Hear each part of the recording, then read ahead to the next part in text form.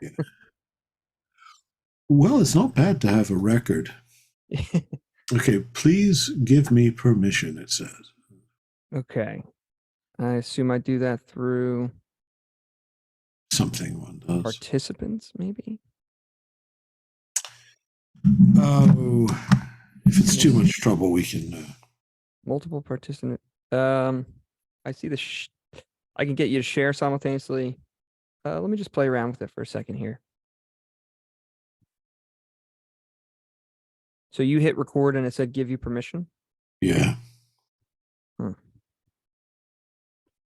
Well, I'm happy to share the recording with you, but let me see if In the participants menu, navigate to the participant whom you want to grant recording privileges and click more next to their name. There you go.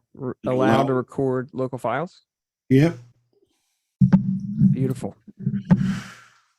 I think you should be good to go there. There we go. Awesome. This meeting is being recorded by the host or participant. Got it. Cool. Now I have something against you if you try to distort my words. That seems only fair. Okay. Your reputation precedes you, and I've been told seemingly increasingly as the weeks have sort of gone on here, as we've gotten closer, I've been reminded more and more by colleagues how unqualified I am to have this conversation with you. So we're doing this in spite of them. Well, what extraordinarily unpleasant friends you must have. Yeah. Let the record state they're my colleagues. Not your friends. Yes. Yeah. Until they believe in me. But I'm reminded by the line, what is it? God loves an honest doubter. I'm hoping that you'll tolerate an honest idiot. I've tried in the past. Let's see here. There's also I don't know. I'm sure you don't watch It's Always Sunny in Philadelphia, but there's a quote. You'll find that what we lack in formal training, we more than make up for in street smarts. That's what I'm leading with today. Okay. I want to frame this conversation by reading you a text between my friend and I, just so you get a sense of who one audience member might be like. Technically, grammatically, that's between my friend and me. Between my friend and me. Okay. Object of the preposition remains objective or accusative, if you prefer, no matter how many numbers, how great the number. So. I'm glad the education has begun. Very good. Yeah. I texted my buddy, this is just so you understand who some of the audience members might be. I said, Pat, what do you think a theologian does? He says, I've never heard of the term, but I would guess they sit around and think about humanity and civilization. I said, guess again. He said, dig up rocks. I said, one more time. He said, they study the supernatural. I say that because I've watched some of your videos and you're extremely erudite and very articulate. But I'm drinking from a bottle because I was too stupid to bring a glass with me. So if when I ask you questions, you have a version of your product placement here. Hold on. There you go. So I prefer to avoid the word theologian, though. I find it confining. I like to think I'm my own genre. Sui generis, quite literally. What is your job title? David Bentley Hart. There's no one else who can do it so well. That seems like that should be everybody's goal. Yeah. It's but when you're the on the summit, you have to keep pushing everyone back down. You know? Yeah. But you are at Notre Dame, correct? And I am a research. Yeah, I'm trying to. The funny thing is, I've had such fluid titles here because I came as a member of a Institute for Advanced Studies here, and after 3 years, I'd finished my fellowship, and so they have this. I want to stay on the research. I'd rather not go back into teaching anyway. But it's so I think the technical term I now have is research collaborator. I think that's what they call it, which is an odd way of phrasing it. And the two departments I'm attached to are theology and German.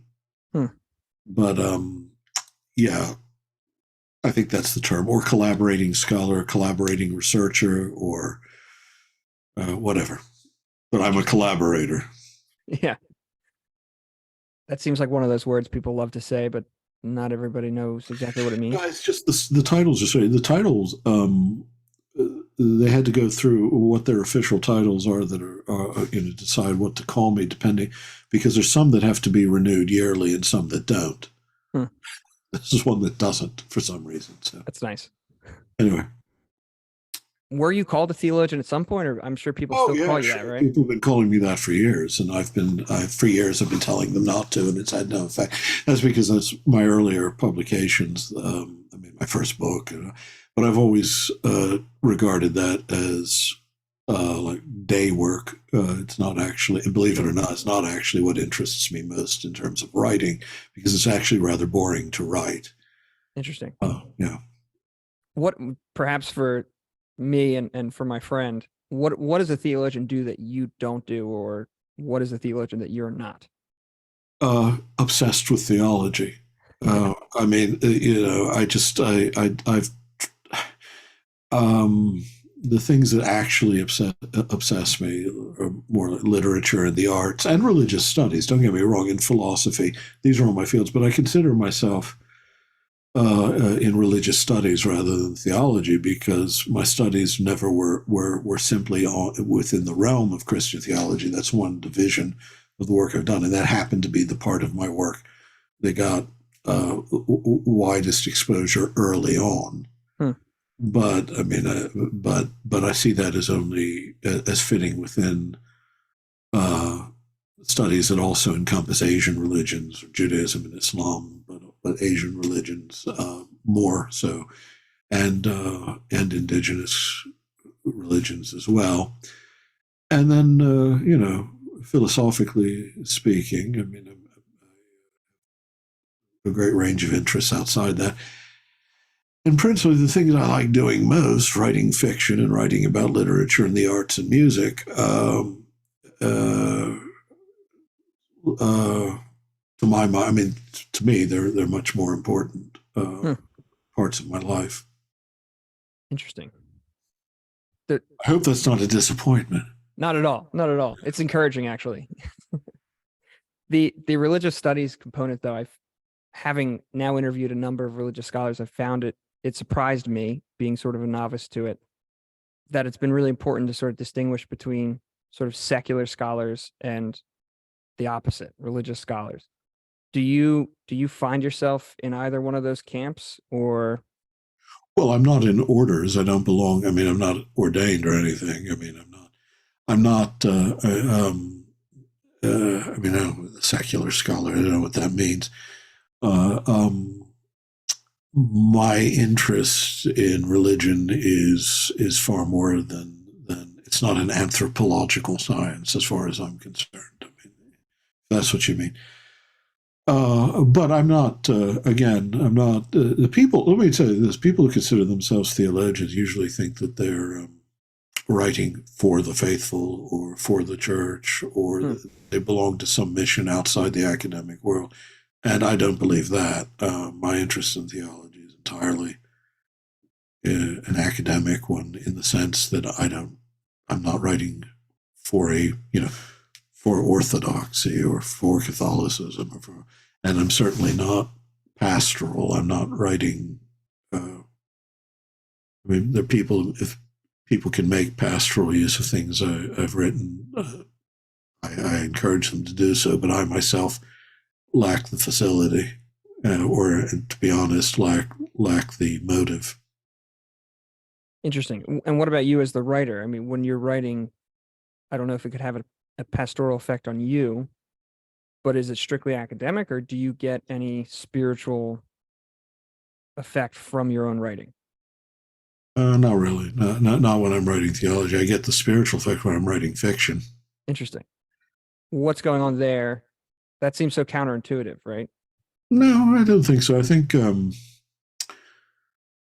actually it's like, for me, my if I want spiritual transport, I don't find it in the liturgy, which may sound strange because, of course, in the Orthodox Church have the most beautiful liturgy of all. But it just doesn't, to me, that becomes purely an aesthetic experience. But if I'm out in nature, then I can be overwhelmed by a sense of the sacred and the numinous. So it's a matter of temperament. In my case, transcendence, the experience of transcendence, is something that's always come through the arts, not through theology. Theology, for me, is a sort of just a way of presenting my understanding of what could possibly be the case. But again, others have found, certain things I've written, the doors of the. I mean, I get hundreds of emails in the course of a month from people who for whom it has had a meaning and so, in that sense, and I'm quite happy that it should be so. I'm just saying that for myself, the act of writing it is not anywhere near as absorbing or transporting an experience as other kinds of writing that I do, and that is again a matter of temperament.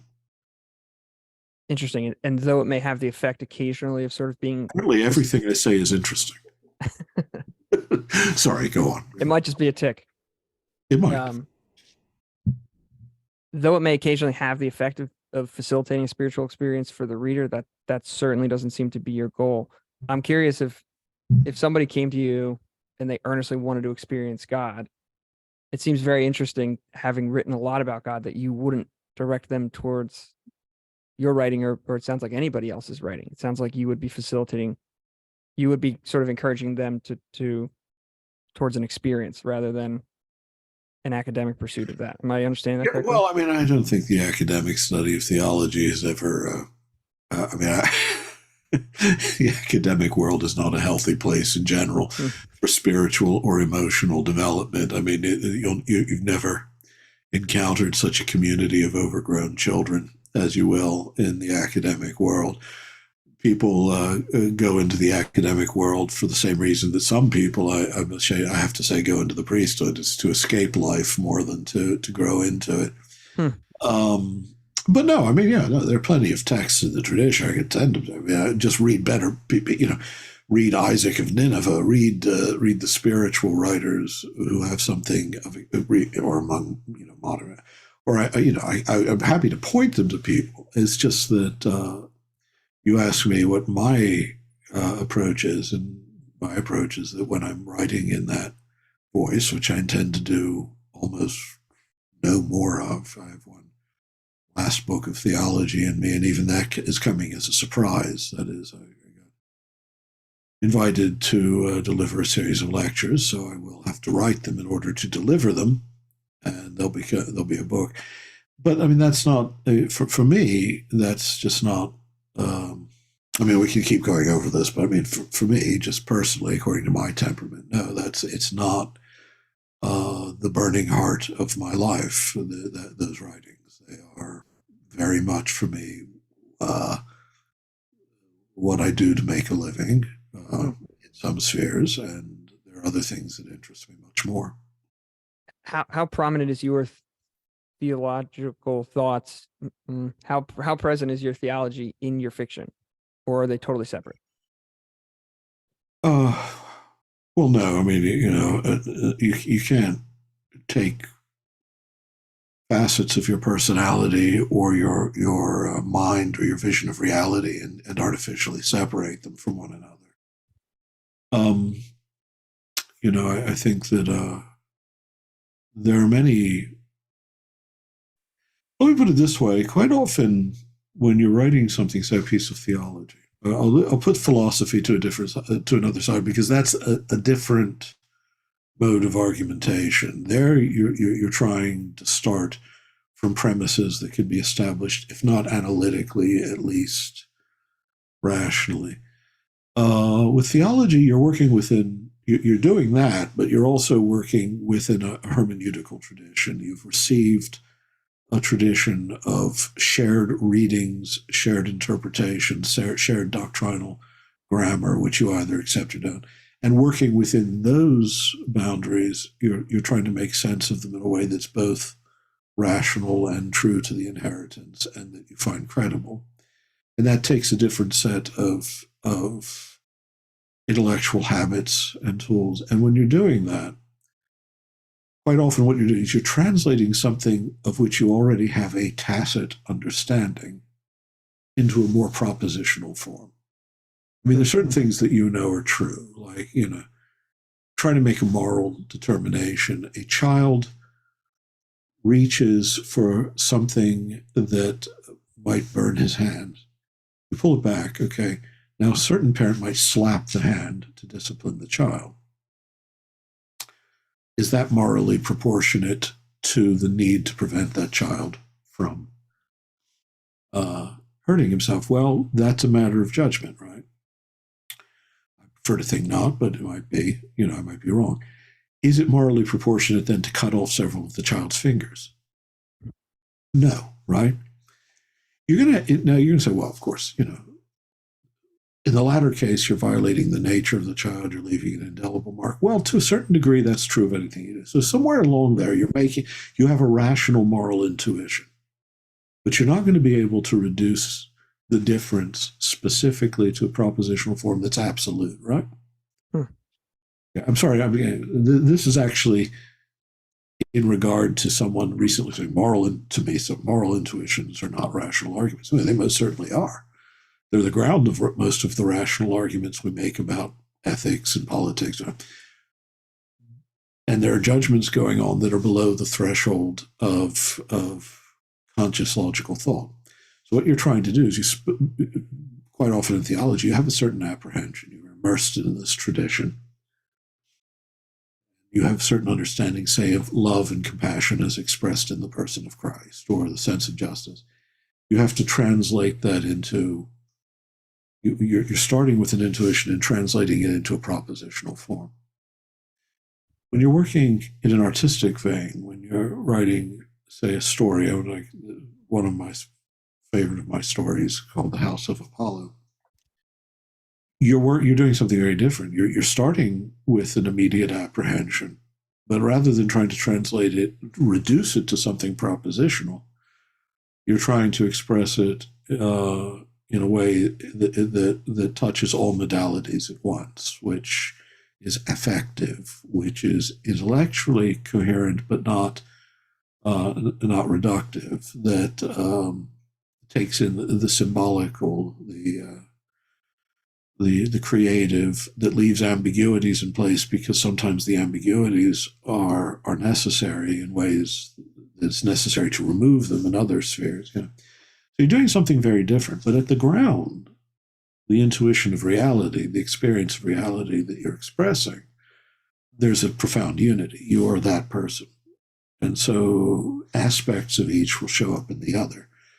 I mean, you may not know this, but quite often my theological works, some of them have gotten prizes that are more literary, for their form, for the prose, or gotten good notice, so you can't make artificial divisions without damaging whatever. If you try, you try to partition this. I don't know, maybe if you had a commiserotomy and separated the two halves of your brain, one could do one kind of work and one the other. But as I understand it, that produces rather miserable results in terms of trying to integrate things intellectually. I'm trying not to say the word interesting, but I caught myself. It was getting to get a little bit repetitive pretty quickly there, but fascinating. How about that? You could do, Mr. Spock. Raise one up. Is good. You're too young to remember Leonard Nimoy as vividly as some of us do. I know Mr. Spock though. Are there writers that you read that make you want to write fiction, and are there writers that you read that make you want to answer with whatever the opposite of fiction would be? Well, I'm pretty widely read. I mean, all my life, there've been I mean, I could give you a list of thousands of writers who wanted me to make me write fiction. Give me a period, I could tell you. I suppose. No, I'm sorry. I just to clarify, I mean, writers that you would not that you've read in your past, but writers that you might read now that move you in a certain way, that almost imagine a song that makes you want to write a song. Are there writers that you read now that make you want to write now? Who are alive at this moment? Doesn't matter. Well, yeah, of course. I mean, again, it would be the same answer. There are hundreds of them. I mean, thousands of them. That's also 9/10 of my reading. I don't waste a lot of time reading theology, which I regard as a sublimely boring style of literature. I mean, I don't think anyone should ever devote more than a small fraction of their time to technical discussions of anything. I didn't understand the second half of the question, though. People who write something. I was trying not to lead you, but I will just lean in and try to lead you. Are there, at the risk of falling on my face, I'm wondering if there are writers. I'm wondering if there's a theme about. Let me see how to put this.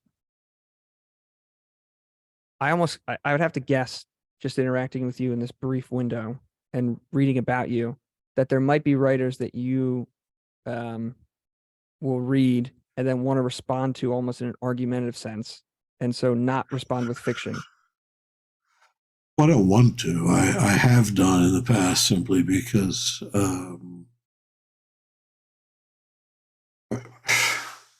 to put this, when say someone criticizes a book I've written but in doing so misrepresent the argument and provide bad counter arguments, then I'm often moved to reply. Even then, less and less as I get older, the less I care. In some recent books I've written, I've just had incredibly inane responses because they were reviewed by people who didn't bother follow carefully what the argument was saying. They already had some notion in their mind that they knew what the book was about. At first, when you're younger, you think, no, you feel like you always have to correct everyone. And then after a while, you begin to realize that the universe is incorrigible. I mean, in that sense, is the people who want to understand you will take the time.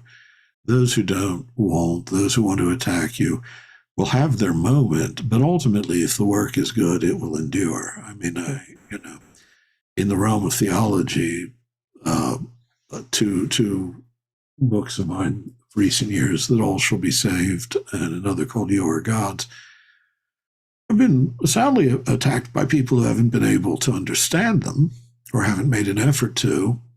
I gave a few responses, but at the end of the day, I know those books will, in time, find readers who do take to, and over time, the sort of dissonant voices of people who can't be bothered to get the arguments right will kind of fade and be forgotten. And I think the books will remain.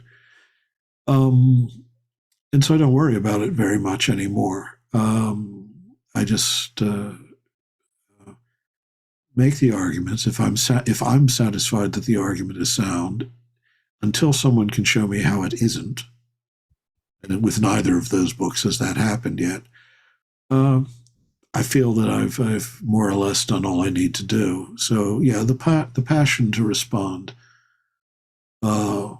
which I think is a reflex of egotism and youth, is something that's more or less diminished almost to non-existence in me now. The irritation hasn't. I still get irritated at recently one guy, this young Dominican who just, he keeps attacking things, not only that I haven't said, but every time he's corrected, he never responds to the correct, not by me, by other readers. And it's just, he's clearly out of his depth, but he just gets more and more. It's just constant. And it gets irritating if I pay attention to it, because it's sort of like a mosquito you can't swat away. It's not that the mosquito is saying anything interesting, but the noise is persistent. And so then, all my intellectual arrogance comes into play, and I just start getting annoyed and looking down on these people, and that's not healthy either. So it's better just to ignore such things. If someone comes up with a solvent response and you hear of it, then maybe it's worth replying. But the rest is just static. It's just noise, and it will fade in time. Do you find yourself being more irritated by people within your faith tradition? Oh yeah, sure. Do you take that more personally because you would think no, it's just because many of them don't know their own tradition. Right. It's like the book "You Are Gods" I just mentioned gets attacked. As I said, it's been attacked principally by Thomists. Well, Thomists tend to know the system that they were reared in, but they don't know the greater tradition very well. So I've been attacked for saying things about scriptural reading that you could find in the church fathers, or making metaphysical claims that you can take directly from people like Maximus the Confessor. They're all part of the tradition, but these guys don't know it, and so they attack it as if it's something outlandish. And it can be annoying to have to tell them again and again, just because it's not Thomism, that's not the measure of what fits, what counts as legitimate Christian discourse. But I'm also not, I've also reached a point in my life where I over the years, I've come to believe that much of what we take to be the tradition is a series of very vague assertions on very confused, that what many people think are like firm and clear and obvious. When you actually go into them, you find that most doctrinal language it's just made up of place markers. It's like, well, it's phrased in such a way to exclude certain kinds of language, but not in a way that's crystal clear and that leaves huge room for interpretation and even revision of interpretation. And you begin to realize that when people think that they're standing firmly on what the tradition teaches, quite often all they're doing is giving evidence of the poverty of perspective. And that too, you have to learn just to ignore after a while. But again, I'm not trying to remain faithful to the tradition either. I'll fully admit that I'm no longer much interested in trying to be orthodox, small o. Can you educate me quick? What would the connotation of that sentence be if you said capital O? Not much interested in that either. Capital O would be Eastern Orthodox, my church, and that I'm not very interested in, because actually there's no way of establishing. In this country, there have been many converts to Eastern Orthodoxy in recent years from the evangelical world, and unfortunately they bring the incredible poverty of their tradition with them, quite often the intellectual poverty. With it comes this sort of severe dogmatism and this lack of appreciation for the extraordinary latitudes within the 2,000 years of Eastern Orthodox tradition. It's something that can encompass really the patristic period, the scholastic period, but, like the Russian religious philosophers and so on and so forth. They're not able to digest, they're not able to assimilate that. They think in terms of fundamentalist categories, like, everything can be reduced to simple propositions. But even in a broader sense, when you actually know the Orthodox tradition, there's the Bible, and even the Bible as canon is only defined by a tradition of usage. It's never been like, as in Catholicism of the Council of Trent, it's never been defined what the canon is, but we assume we know what it is. It's the Septuagint plus the New Testament, including the Book of Revelation, although that's questionable because it's not used in liturgy, which used to be the criterion for being recognized as scripture. And then there are 7 ecumenical councils whose formulations are incredibly minimalistic. The records of some of them, like the 5th, have been corrupted, and when they're restored, we find that they're even more minimalistic than we realized. And that's it. Everything else is just assertion. People who say, well, the Orthodoxy teaches this. No. The little fragment that teaches that. Hmm. There was the school in the 20th century called Neopolemism that puts great emphasis, tells you that because there's a 14th century figure, Gregory Palamas, because his teaching was ratified by a synod, it's binding on the faith. Well, no, it's not. He was also condemned by other synods. There's no rule for this. There's no ecumenical council that ever pronounced on this. But they'll tell you this is what orthodoxy teaches. Well, no, you know. So by that standard, it's I have absolutely no interest in going around pronouncing what is or is not orthodoxy, big O or small.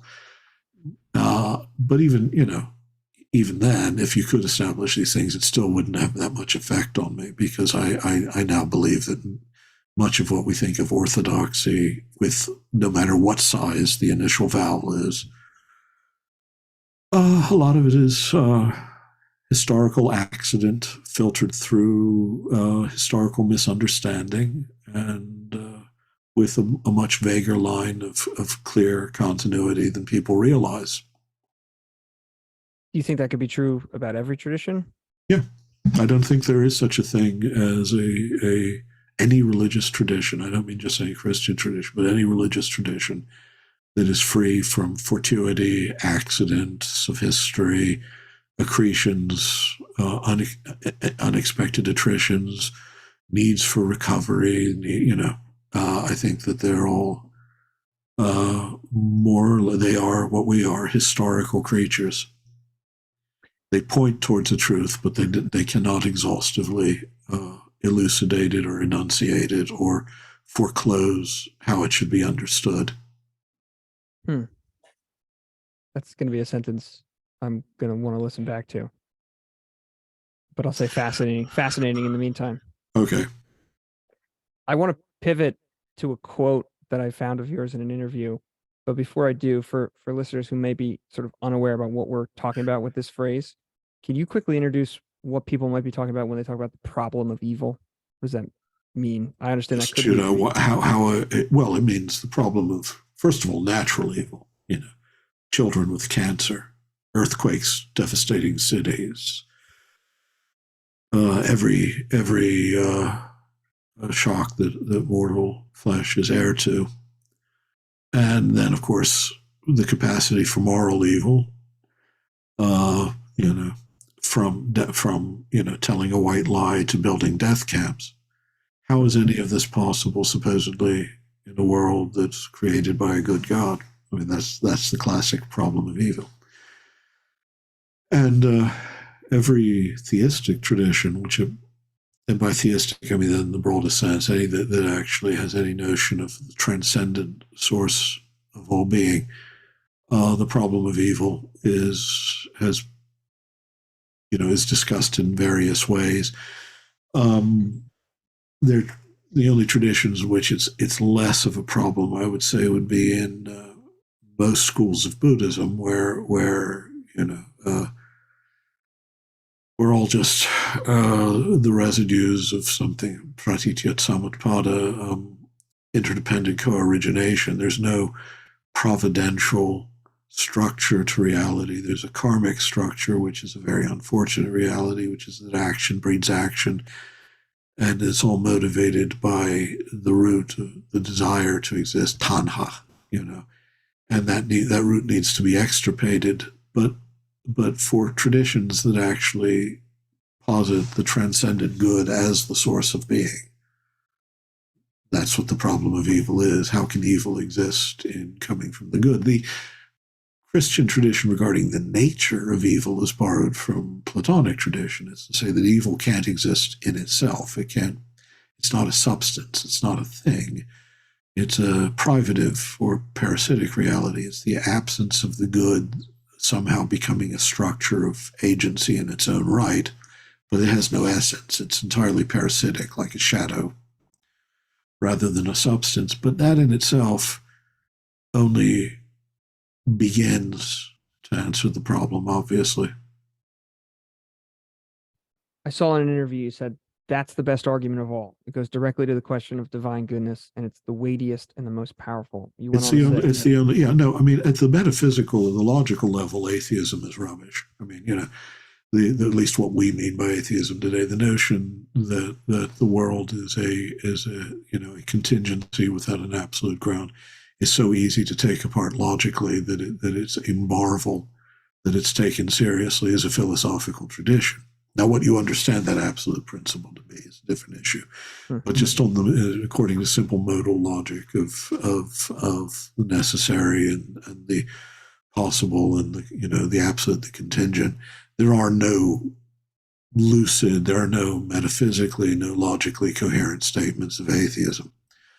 And they're just bad statements that are made as sophisticated as possible. But the rejection of the notion of God in the sense that the religions want of a benign agency of the good,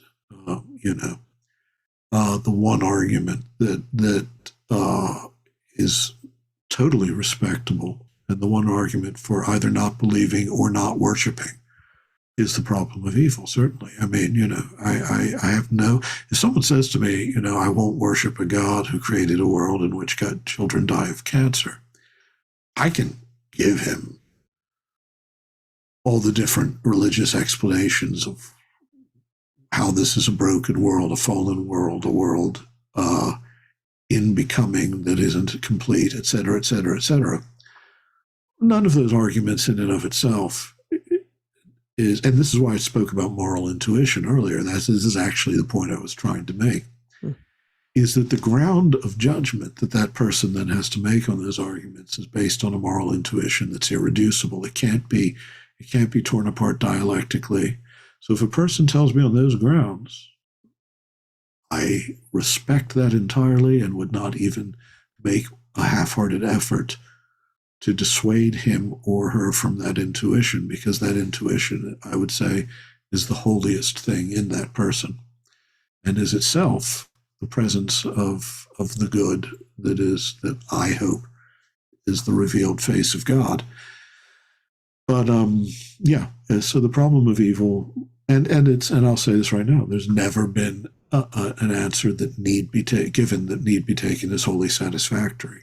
If someone says, well, that explains it, then that person is just usually a person who suffers from a certain, let's say, limitation of moral imagination. It's somebody who doesn't recognize just how grave a problem it is because he or she is damaged at some level in moral imagination.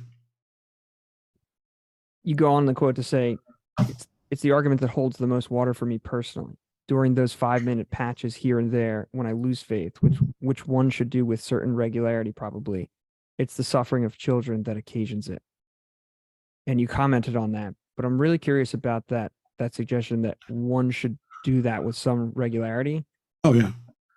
Anybody, any faith that is absolutely, is never punctuated, isn't really faith. It's just indoctrination. Now, you can have a burning immediate knowledge if you're one of the deified mystics who is enjoying a direct immediate communion with the divine spirit at all times, So if Jesus was God incarnate, then it's perfectly valid for him to believe in the Father without a moment's doubt at any moment. But for most human beings, that would be a faith. A certitude without doubt would not be faith. It would be a form of psychosis. It would be about as meaningful as giving your life for for Twitter. It's something you believe in. It's devotion without substance. There has to be. The doubt has to follow from, as I say, these moral intuitions and these intuitions about reality, which are themselves evidence of a faithful engagement, the questioning of reality. So, if you never experience those moments of doubt, the question is, are you actually faithfully engaging the experience of reality, or are you just repeating the party line and holding to it with the fanaticism of the thoroughly indoctrinated, the thoroughly brainwashed. I don't find that admirable. Yeah. Yeah, in fact, that seems like its own form of doubt, where it's just sort of you're sort of Well, unaware. yeah, right. It is. In fact, it's just unbelief inverted. It's a sheer assertion of will because you don't really have the rational, spiritual, emotional grounds for real faith. So you choose to hold to it just as you might choose if you were, say, Richard Dawkins, to be a materialist come hell or high water without ever allowing yourself a moment to consider the possibility that there are experiences in life that should call that sheer materialism into question. Because, I mean, it's the same thing. In the same interview, you said something about the Trinity. You've argued before that the Trinity is not just a complex and abstract idea, but, quote, it's the key to understanding the nature of God and the world. I'm paraphrasing. Well, for Christian thought, yeah. I want to go back to the beginning part of our conversation where we were sort of delineating between understanding and experiencing. Do you think understanding is even that important? If the Trinity is the key to that, it sounds like you would grant primacy to the experience. Yeah. So I guess my question is, what is the utility of meditating that Trinity if the experience is, and I hope I'm not sounding combative there. I'm wondering what the utility of that meditation would be in the face of experience. Well, if it's just an abstract, just an abstract belief without being grounded in or without illuminating experience, then it's meaningless. It's just like, again, you're just reciting a creed or a catechism without having any actual apprehension of it as saying anything true. You just take it as a propositional system to which you give your assent because that's what you're expected to do. What I meant, I don't know what interview you're talking about, but because I've done so many, but within Christian thought, yeah, the notion of the Trinity isn't one of those. It's like it's not a negotiable thing. You can't step back from. I mean, Unitarianism is not actually a form of Christianity in the classical sense. It might be a devotion to Christ. Don't get me wrong. So a different Christianity, but within this tradition of thought, there's a whole metaphysics there. There's a notion that there's a reason that which it tells you that God can really be manifest in a man, fully present, because the structure of divine reality is always already this depth of the divine, this paternal depth, as it's called in the tradition, always fully expressing itself to itself in an eternal logos and knowing and enjoying itself and pouring itself out as living spirit, as the spirit. It's not a notion of three guys in heaven who got together and said, let's be God. It's one God, but these three modalities are the way in which that which is infinitely full in itself is also infinitely expressive and self-outpouring and draws all to itself. I mean, this is a total vision of reality that it explains creation. Creation too is an outpouring of this from the Logos. Everything is in some sense fixed in this logic of who God is. God is the transcendent, unknown God, but not in a way that, far from being absolutely inaccessible, is also fully poured out in the total manifestation of the Son, and in the way in which that is reflected in each and every creature as a different, as it were, facet of this infinite revelation. Without that, I mean, that's the Christian tradition. I mean, you can really, reduce the classical Christian tradition to certain very simple ideas that in God all live and move and have their being. Therefore, everything that exists is somehow a manifestation of the Father in the Son by the light of the Spirit. That God becomes human, that humans might become God, or that creation should be deified, and that there's that what we are in the ground of our being doesn't come from us. Both our essence and our existence are divine emanations or gifts. These are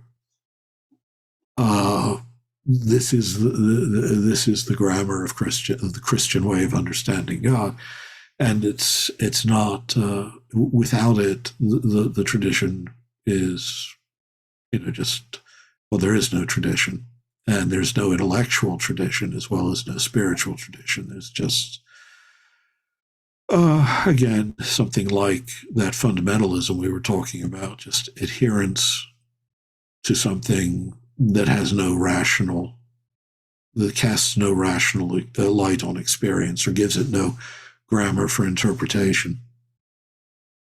It reminds me at once of the premise, at least how I understand it, of your book, You Are Gods, but then also that I think there's that line is it the Upanishads? What is the line? It's you are that, or something like that. Tat tvam asi, tat tvam asi. I said that backwards. And in fact, if you the thing about Indo-European tongues is tat, that. It's the same word. Tvam, you, tu, toi, tvam, tuam.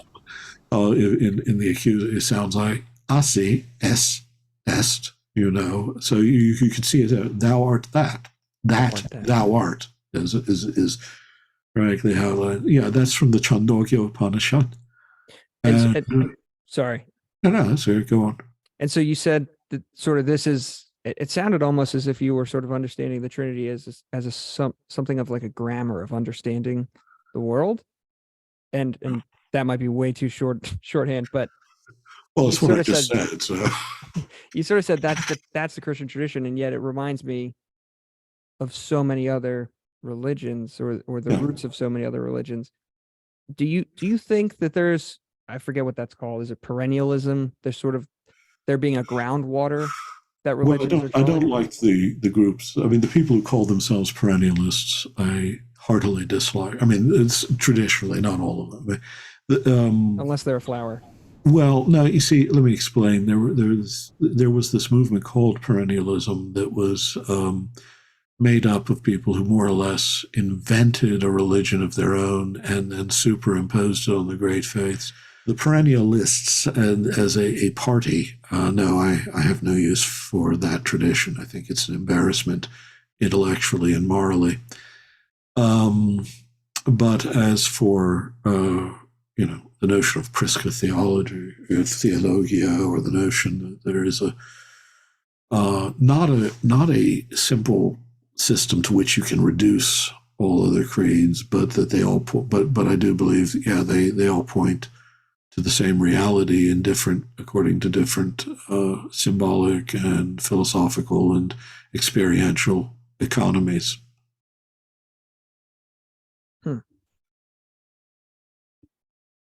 I was reading Joseph Campbell recently, and I came across a line where he sort of makes the argument that that thing is probably consciousness. And of course, the thing is, with Campbell, though, I mean, it's a reductive. He himself was reductive. I mean, it's this sort of psychologistic reductivism, and his understanding of what he understood, for instance, the ground of being Brahman, the divine ground, is it's a sort of strictly impersonalist metaphysics, and that in itself is problematic, But anyway, I interrupted you. No, that's okay. So it sounds like, do you think that Brahman, or that ground of existence, do you think that is personal? And what does that mean when we say personal or impersonal? Well, the terms are very vague, aren't they? Right. So impersonal is easy for me to understand, but when I hear personal, I just immediately assume people think. Well, let's just say if you're talking about the fullness of act has to include the fullness of every perfection of agency, and that would include personality, right? But I'd have to really write that down. Well, I mean, it can't. I mean, if personality is a kind of perfection, which it is, because it's the ground of relation with others. It's the ground of the ability to love and be loved, and to enter into communion with others. then that has to have its supreme. It would have to have its supreme realization in God, although in a transcendent mode far beyond the understanding of finite persons, right? Excuse my ignorance, and I understand you're trying to set up a premise, and I'm sorry that I'm complicating it with my own ignorance possibly, but if something is perfect, I don't know if I understand how you're using that word. If something is perfect, would it need a supreme realization? Yeah, that would be its perfection. I mean, but if something is already perfect, wouldn't it? Why would it need that? Where is it perfect? Where have you encountered perfect personality? I thought that was what you were saying, that if the personality is perfect, it is a perfection. I didn't say that. I mean, the good is a perfection. Goodness is a perfection. I didn't mean that every instance of goodness is the perfect good. Okay, I see. Yeah, I mean, beyond, you have to get beyond personal, and I mean, people talk this way as if you could reduce, God to, is it like my neighbor Jim, or is it more like a field of energy? It's like neither. It's like both. You're trying to reduce it rather than point towards it. It's the old Zen rules. If I point at the moon, look at the moon, not at my finger. Interesting. Is there? This might sound like a wild question, but is there any difference between saying God is everything? I think I once had a bizarre conversation with a Sufi and a Kabbalistic Jew, and the Jewish man was saying, sorry. Yeah, go on.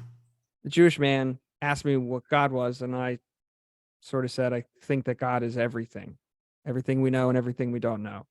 And he said, so that dog is God? And I said, if that's what we believe, then yes.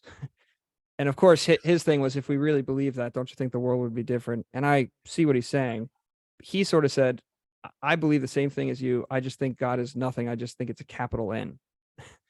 And I don't know if this has ever come up for you before, but is there a difference between God is everything and God is nothing? Because when you were saying, is God my neighbor? That's sort of a classical claim, isn't it? That God is no thing. And then that's the being, the fullness of all being is to be not a being among beings, not a thing among things. But it is oneness, God, and in its countless forms of expression, the source of all that is, and the end of all that is. Nicholas of Cusa, one of his definitions of God is the non-aliud, not another thing, not something other than this. And yet, this is not, also, in another sense, not God. Because the transcendent, the infinite of its nature, can express itself in what intrinsically is a manifestation of God, but in itself, considered intrinsically just as a finite object, obviously falls infinitely short of God and is not God. So in one sense, yes, that dog is God. In another sense, that dog is not God. God is not another thing over against the dog. Interesting. Doesn't seem that hard to me. I don't know what I. What is it? Thou art that. The thou art that claim is that thou art is, if you want to be syntactically exact. Tatwavasi. Yeah. And not that. Well, or this is what I'm all about. Another one. Another Upanishadic Mahavakyam is plural, is I am Atma Brahma. This Atma, this spirit, is Brahma.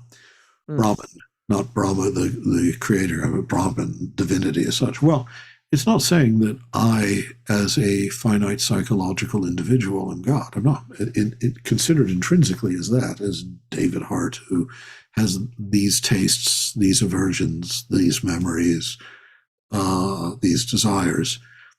I'm just me. I'm just a finite being. But the ground of all I am, the essence of all I am, the existence of all I am is not my own. Considered as in terms of my source and end, I'm both protologically and teleologically God. That doesn't mean that I myself, as this psychological individual, can realize that. But it means that there is nothing other than God that gives being. And by realize that, do you mean be aware of that, or realize that, bring that into actuality? I'm not sure if Be aware of it in an immediate way is very hard for someone like, again, there are different degrees of spiritual consciousness. Since we're talking in a Indian mode at the moment, you could call it Turiya, the highest level of contemplative experience, or in Christian terms, gnosis, beyond episteme, or like Maximus the Confessor says, the spirit goes beyond propositional or categorical knowledge into direct gnosis. And in Greek, this is important. Gnosis means direct acquaintance, immediate knowledge, a knowledge that's not mediated conceptually or linguistically. Or you could speak of the unio mystica if you want to talk the sort of the medieval Western Christian tradition. So there are those who can realize it and even then only fitfully. Simeon, the new theologian, gives wonderful descriptions of the ecstasy of union, but the ecstasy of union is episodic. So you go to John of the Cross and you get really, these very rather terrifying descriptions of the experience of losing that communion for a time. Interesting. So in this life, this is a fallen, death-bound. This is, Sanskrit would have it. We are mirtyubandhu, we're bound to death, or moribund. It's literally the same word, moribund, mirtyubandhu. And in that sense, no, we can't realize it, but we can know it. And that episteme, that knowing at the logical, categorical, propositional level can be transformed by degrees, and one hopes ultimately entirely into what Maximus calls the final union, the gnosis, when rushes into the embrace of love and knows and a knowing beyond words. Elaine Pagels explained it to me as the difference between, and she was, depending on my rudimentary French, but the difference between connaître and whatever the other one is. Savoir. So now I have to teach you French. Apparently, connaître. Connaître is to understand, or to familiar with. Well, no.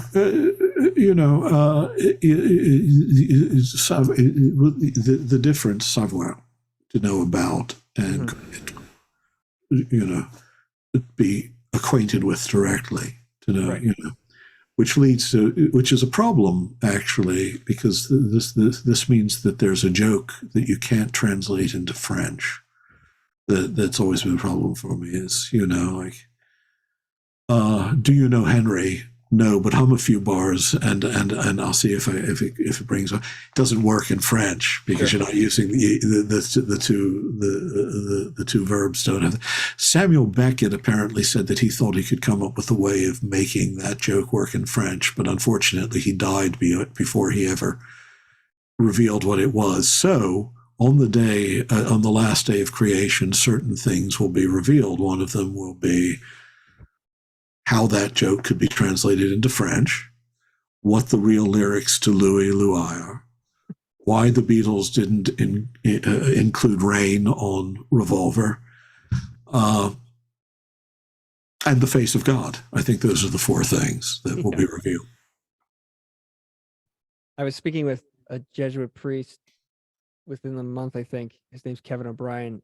And he was talking about an experience on a train where he had this realization of, I don't want to paraphrase incorrectly, but I think of God. And he said that experiencing God is simply, as he put it, a matter of paying attention, sort of occasionally getting on the same wavelength. Yeah. No, I think that's true. I think there are moments, but it's funny is that the experience comes precisely at the moment when, and I mean, you have to be sort of a spiritual genius to do this in a premeditated fashion, but there are moments when you've let go of your thoughts about, or your concerns about, or your desires towards anything in particular. And at that moment, you have an experience of everything as mystery. And sometimes within that experience, which is itself rare enough, you have an experience of something speaking through the mystery. But I think, as I say, for some people, that comes in prayer, for some in the arts, for some just unexpectedly as a sort of uncanny visitor showing up at the door and then departing again. And I think that's right, because it's at those moments you're not trying to experience God as some finite object among other objects. You're suddenly aware of the all as one, and as, in a sense, one word spoken by the one. And then it passes again.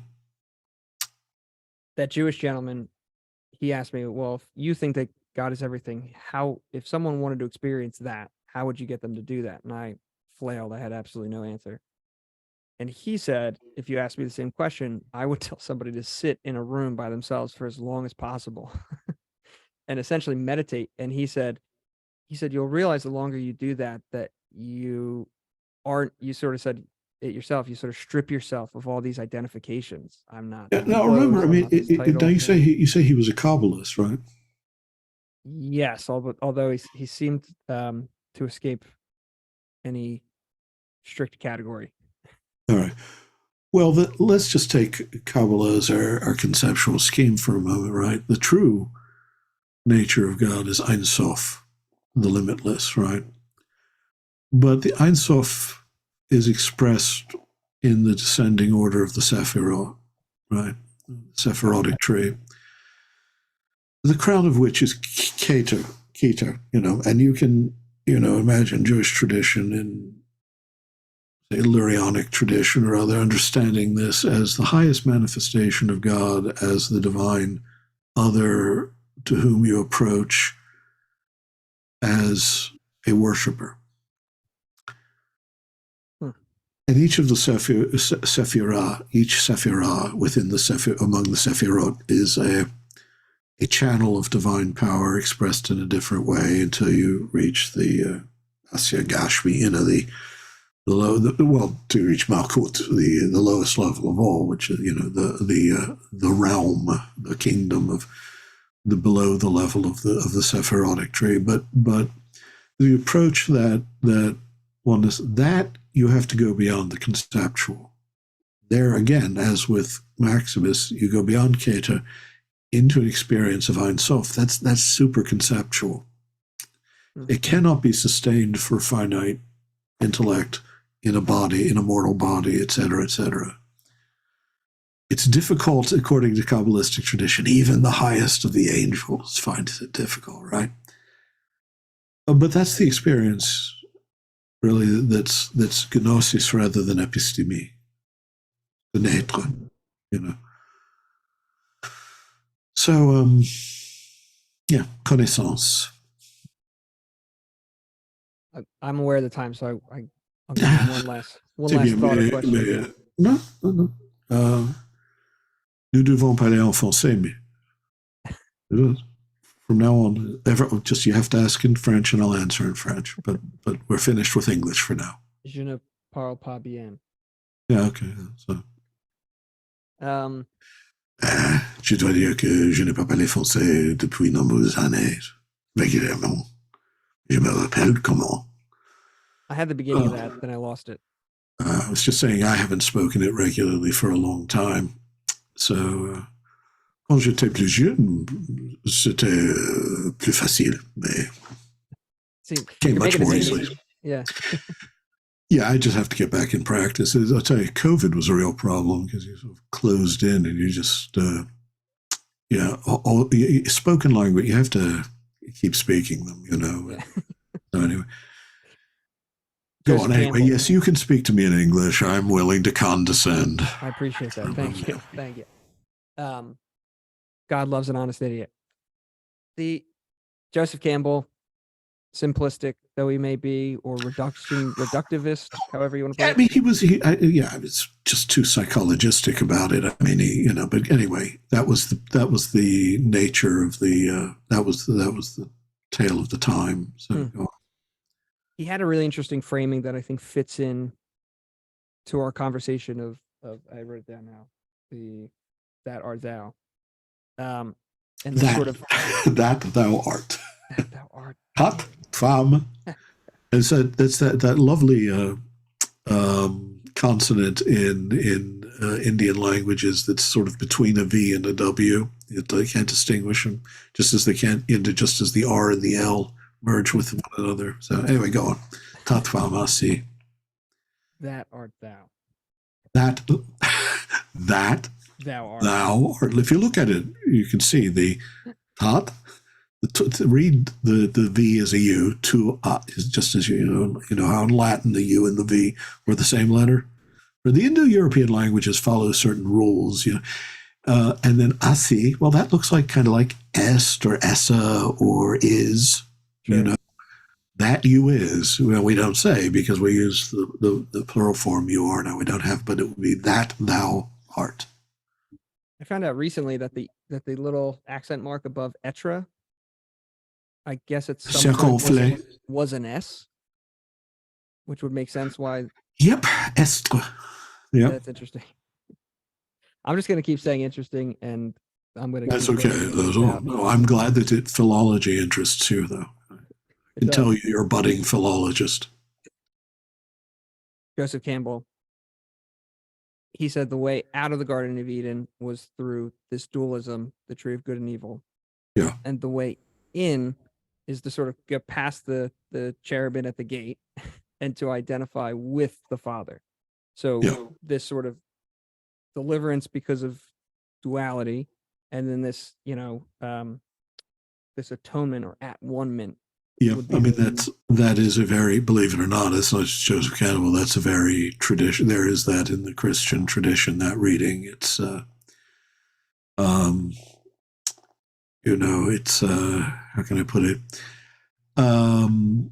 It's part of Renaissance tradition too. But I mean, if you find something like that in Cusanus, in Nicholas of Cusa, talking about the garden wall of the knowledge, peering over the garden wall into the mystery of God, Erigena, but it fits perfectly well within the understanding that you get in Maximus too. So yeah, but no, this is true. I mean, if you think about it, the myth of the Garden of Eden is about is about the cataclysm of the inauguration of the moral.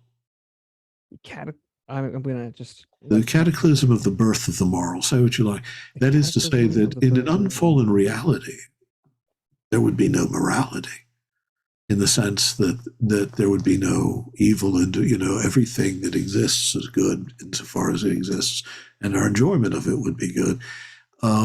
So our relation to reality would have been purely aesthetic in a sense. We would know it as the beautiful, the good, the desirable. But we wouldn't know it as in the moral sense of the good over against the evil. And in a true state of innocence, evil doesn't exist because we haven't fought.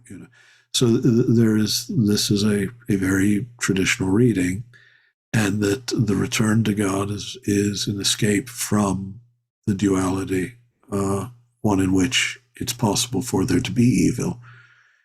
And so that you have to appreciate or know the good in moral terms. You have to commit yourself to it, not because it's immediately desirable in every circumstance, but because in our fallenness it is now a moral task. Interesting. And is that sort of that Buddhist principle, if I'm getting that correct? This world just as it is? Well, I mean, no. I can take it. So the problem is, if there's any tradition in the world that's more heterogeneous interiorly than Christianity, it's Buddhism. I would say Hinduism, except Hinduism doesn't exist. Right, just a region. Hinduism is a word we apply to what is just a huge continuum of very, very different sorts of religious practice and belief and philosophy. And that's Hinduism is an invention of Western scholarship that then got re-imported into India in an unfortunate way, to be honest, because it got associated. Now it's become associated with some Hindutva kind of Hindu nationalism, but that's a different issue. And within Buddhism, you just throw out a phrase like that, you have to be very careful because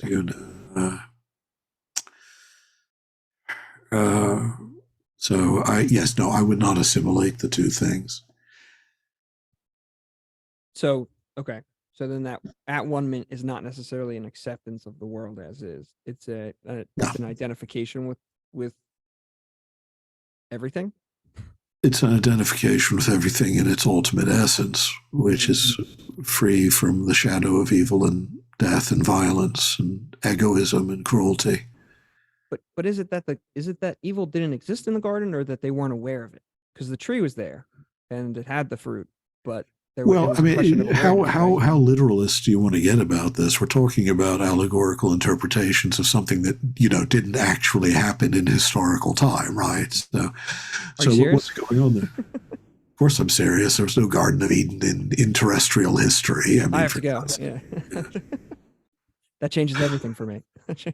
Okay, all right. There's this thing called evolution I need to tell you about. And, no. So even if it's an allegory, I'm still so. I don't want to be too literal. Yeah, no. Okay, I tell you, but the truth is, the words good and evil. I mean, it's really good and bad. What it actually the term in Hebrew actually just means of everything. Both the good and the bad. All things together. It's not really actually a moral designation there. The way it's read, however, to be honest, in its original setting, maybe I'm not going to go into great length about this now, but if you put it in its ancient Near Eastern setting, it has nothing at all to do with moral issues. But within the tradition, it's understood as a form of knowing which creates, which does make a discrimination that does not exist until, again, I keep quoting Maximus, until the gnomic will departs from the natural. What he means by that is the natural will of any rational creature, or of any creature at all, yearns only for the good, God, and if there's no division, if the will remains fixed upon the good, it is a division that creates instead the gnomic will, the deliberative will, that can stray from the good by mistaking other things for the good, not by positively embracing evil as if it were a real thing. Even when you think you're embracing evil as a real thing, what you really mean is you're taking it for the good. But that's a completely different discussion. But yes, they would say that no, that the moral evil did not exist. Moral evil has no essence of its own. So it can only exist as a fabrication of the will continuing to will defectively. And according to tradition, even natural evil is the result, even a world that's fallen into death, the result that somehow that too follows from the creation of moral evil. So in Christian tradition, you don't just accept the world as it is, you take the world as it is as a broken, shadowy remnant of what it should have been. But obviously, wherever this departure from the divine happened, or wherever it didn't happen within terrestrial history. Right. Now, I'll admit that plenty will argue it's, oh no, it really happened within terrestrial. No, it really didn't. This world as we know it, from the Big Bang up until today, has been the world of death.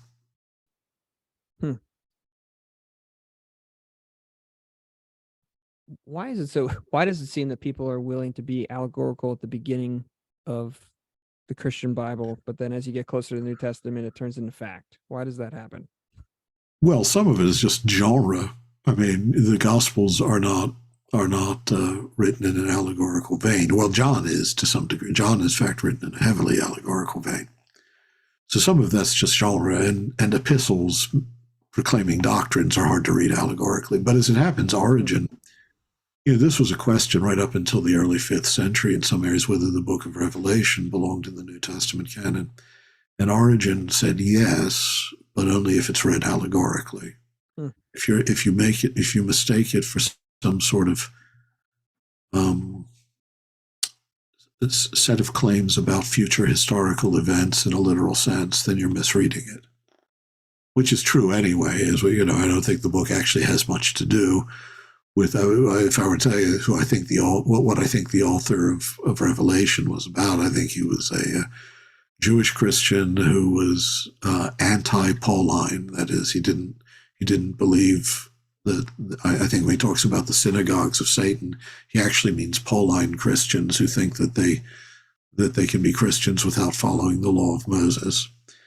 And he's talking about imminent events in which Jerusalem will be established as sort of the international capital, but there'll still be nations and things. He's talking about intra-historical horizon with a kind of eschatological grammar that gets very confusing at the end, and then sort of merges with the eternal horizon, but not in a systematic way. But that's all a different issue. I mean, allegorization is a natural way of reading what are, after all, collections, in some cases, of myths, redacted, but not very redacted, collated, gathered together, So when you read the story of Eden, you're obviously not reading an historical account of something that really happened, no matter what. No matter what the fundamentalists may think, they're, the talking snake and all. When you read that Jesus visited this part of the Galilee on his way to Jerusalem, that's not really, Sure. There's no call there for allegorization. What about then he casts out the demons, he puts them in the pigs. Are we supposed to read that? You can read that. I mean, you can read that symbolically, but the allegory is a different practice altogether. It doesn't mean people who read that would say, well, this really, he was very good at healing psychological disorders with his compassion, and this Sure. was understood as, well, that's, whether you would believe that or not, that's not allegory. Allegory is when you say something like, Gregory of Nyssa says, obviously the good God of Christ did not kill the firstborn of Egypt. At the literal level, this is a false story, but this historia, as he calls it, history, but I mean, the history there just means narrative, diegesis, is not without meaning. Instead, we, under the inspiration of the Holy Spirit, can read it as an allegory for the slaying of the first impulses of sin within the homeland of the spirit, in the heart, and this is a sort of use of it in a poetic measure that doesn't even, it's not like they think they're decoding, that no one's claiming this is what the author of the story meant, but that's how the church uses it, and that's what allegory is. You don't apply that. What you're talking about is understanding the reports of the time in more contemporary terms. That's not the same thing. Although I don't know why you assume there are no such things as demons. I mean, if you're willing to accept the existence of the New York Yankees, it seems to me that there's no degree of spiritual depravity that's unthinkable as having a real concrete existence. I don't know how I'm not sure where I am on the demon thing, which is why I'm talking to you. Well, just don't dabble. Don't decide that you're going to go find out by asking around. You don't want to cultivate bad associations. That's very wise. Yeah. my view is if you don't ask, you don't have to. Anyway. I feel the same way I think about ghosts. I think that they seem to visit people who are sure that they're not real. So Yeah, no, I remain agnostic. believe me, both evil spirits and ghosts are both very real. But what the nature of their reality is the thing you have to ask yourself. The degree to which it's objective, the degree to which it's subjective. But in either case, they're very real, and I would grant both a greater objective reality than your average rationalist will. And part of that has to do with experiences of a very concrete variety in the past that I'm not going to talk about because you haven't paid me enough. I haven't paid you anything. That's what I mean. That's not nearly Not enough. nearly enough. You'll find that my minimum fee is still above zero. Yeah. Good for you. Good for you. I want to jump around a little bit. Well, we gotta tie this up soon. I have to admit. Okay. I thought, yeah, I'm happy to tie it. You want to tie it up right now? No, ask whatever you were going to ask, and then let's make that the terminus ad quem. Well, you'll excuse it for maybe not being the best way to end. I don't know anything about this guy, Meister Eckhart. Uh-huh. But I know. This guy, yeah. Has he been writing you rude letters? Yeah, I don't believe in demons, but I'm in direct correspondence with him. What about him? He has that quote, "The ultimate leave taking is the leaving of God for God." If I might have gotten that correct, I'm not sure. Well, so we were talking about, transcending Kita to enter into direct knowledge of the Ein Sof, getting rid of the God of your concepts, the God you conceive of, even though it's the highest possible expression of your rational yearning for God, is still to some degree an idol that stands between you and the direct experience of God, right? Because your concepts cannot be equal to the reality.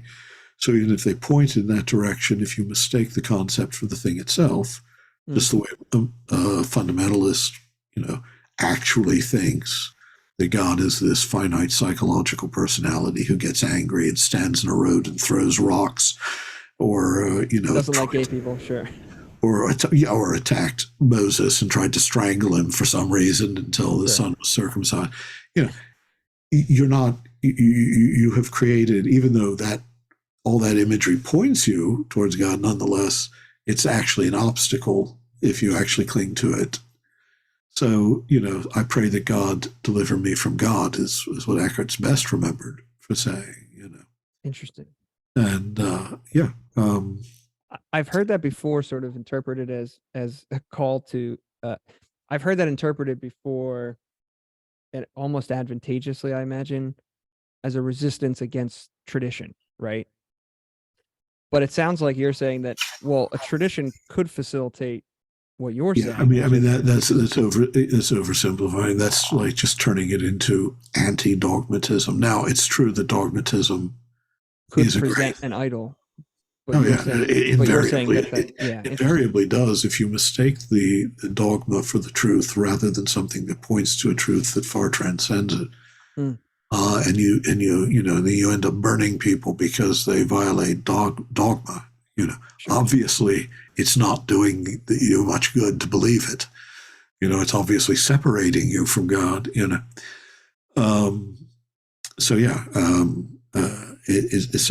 mustn't oversimplify it that way. What he means is that even benign concepts of God, every concept of God, becomes an obstacle so long as it remains a finite concept.